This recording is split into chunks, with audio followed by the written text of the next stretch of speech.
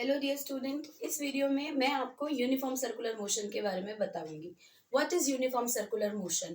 As the name suggest, uniform and circular. So if a body travels in a circular motion, have you ever seen a child moving in a merry go round? एक मेरी go round में एक बच्चे को देखा है.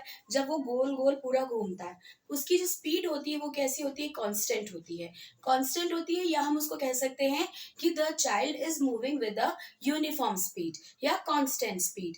तो इस हिसाब से जो उसका जो मोशन हुआ, हम कह सकते हैं कि भाई वो क्या है, एक सर्कुलर मोशन में मूव कर रहा है. But here we are talking about uniform circular motion. So what is uniform circular motion? If a body travels along a circular path with a uniform speed, constant speed, then it is known as uniform circular motion. अब यहाँ पर जैसे कि एक diagram बना है, as I set that the body is moving along a circular path. तो ये सर्कुलर पाथ है और अभी सर्कल है तो रेडियस भी होगा. तो यहाँ पे जो रेडियस है, हमने उस रेडियस को कैसे लिया है? कैपिटल आर से डिनोट किया है. अब बॉडी मान लीजिए यहाँ से स्टार्ट होके पूरा उसने एक मोशन, एक पूरा जो है डिस्टेंस ट्रेवल किया, तो ये क्या कहलाएगा? उसका सरकमफरेंस. ऑब्वियसली जितना area enclose under the circle is known as it circumference. तो यहाँ पे this is what the circumference, कि इतना पूरा डिस्टेंस उस बॉडी ने ट्रेवल किया है. कितना? 2πr. 2π is what? That is the this one's 360 और r is what? the radius. यहाँ पे तो जो यूनिफॉर्म सर्कुलर मोशन है उसकी जो डेफिनेशन है, जो उसका एक्सप्रेशन है, that is given by 2πr upon t. यहाँ पे t जो है वो t क्या होता है? Time period. टाइम पीरियड मतलब एक पूरा सर्कल लेने में जितना डिस्टेंस ट्रेवल किया है बॉडी ने, the time taken by the body to complete one revolution. पूरा ये गोल घूमने में जितना टाइम ट्रेवल किया, जितना टाइम लिया, that is known as time period. तो यहाँ पे this is what? Uniform circular motion is given by 2πr upon t.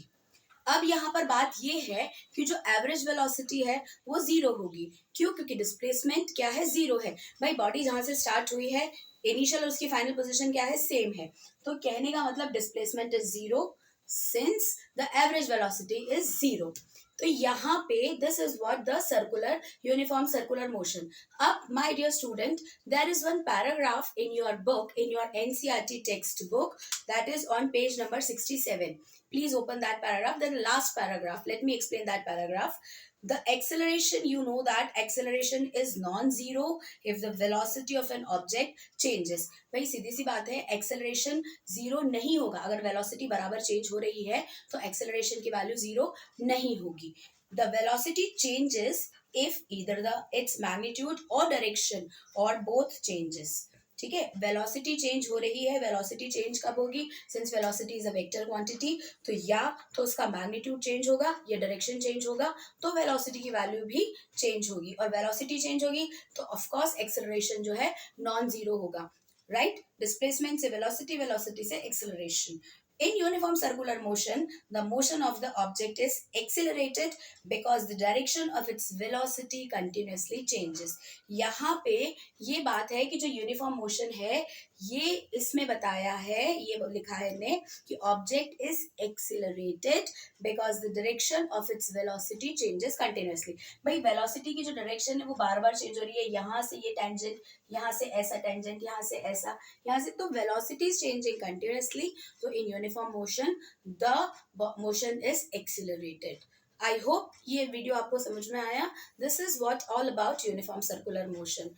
If you people have any kind of doubt, please DM me, right? I will be there to clear your doubt. But don't forget to like the video and subscribe the channel. Okay then, bye bye.